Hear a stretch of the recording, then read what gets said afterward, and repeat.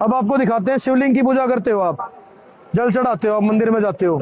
अब आप देख लेना शिवलिंग क्या है, शिवलिंग की वास्तविकता देखना आप सभी कि शिवलिंग क्या है। शिव महापुराण भाग 2 है, शिव महापुराण जी, सारी दुनिया पढ़ती है इस चीज को। स्वयं भक्तों से प्रसन्न हुए शिव जी मन से उन वनवासी मुनियों का भलाई करने की प्रसन्नता से उस वन में प्राप्त हुए। उनको देखकर ऋषि पत्नियों में परम त्रास हो गया और वो व्याकुल हो गई तथा कोई विस्मित हो गई तथा कोई हाथ पकड़ के परस्पर आलिंगन करने लगी। अब जो ऋषियों की पत्नी थी वो उनको देख के आकर्षित हो गई। नंगे शंकर जी हाथ में लिंग लिए खड़े और उससे जाके ऋषियों की पत्नी जाके चिपट गई। इसी अवसर में श्रेष्ठ ऋषि भी आ गए। उनके विरुद्ध रूप को देखकर वे दुखी तथा क्रोध से व्याकुल हुए। क्रोध आ गया ऋषियों को भी। उस समय दुखित हुए ऋषि आपस में बोले कि यह कौन है, यह कौन है, इस प्रकार कहने लगे। जिस समय वह अवधूत दिगंबर नंगे शिव जी कुछ ना बोले, शंकर जी बेशर्मों की तरह खड़े रहे।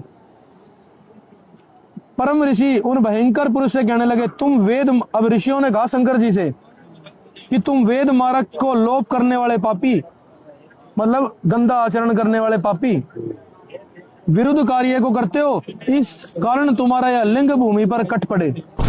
अब आम आदमी तो लठ मार देगा। अब ये तो ऋषि थे, इन्हें श्राप दे दिया कि श्राप है तेरा, ये लिंग कट पड़े।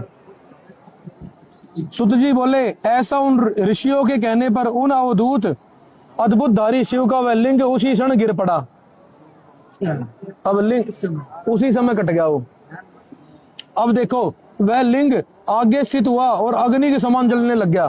अब आम आदमी तो आम आदमी हो, ये तो देवता है भाई। अब इनका कोई सौदा होएगा तो वो तो हमसे तो अलग ही होगा। तो वो लिंग जलने लग गया। अब वो लिंग जलने लगा, जहां जहां वो गया तो वहां वहां पताल में, स्वर्ग लोक में उसी प्रकार प्रज्वलित हो गया और हाहाकार मच गई। व्याकुल हो गए सारे ऋषि एकदम। तो सारे ऋषि ब्रह्मा जी के पास गए।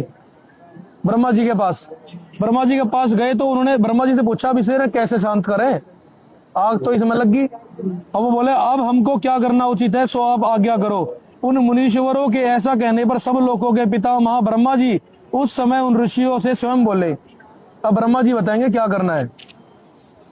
ब्रह्मा जी बोले, हे देवताओं, देवी पार्वती की आराधना करके पश्चात शिव जी की प्रार्थना करो।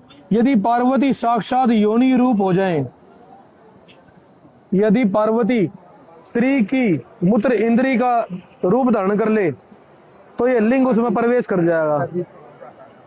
और जब ये ठंडा होगा और जब ये शांत होगा, और ऐसे ही इन्होंने इस लिंग को शांत करवाया और हमारे लिए कह दिया इसकी पूजा कर लो।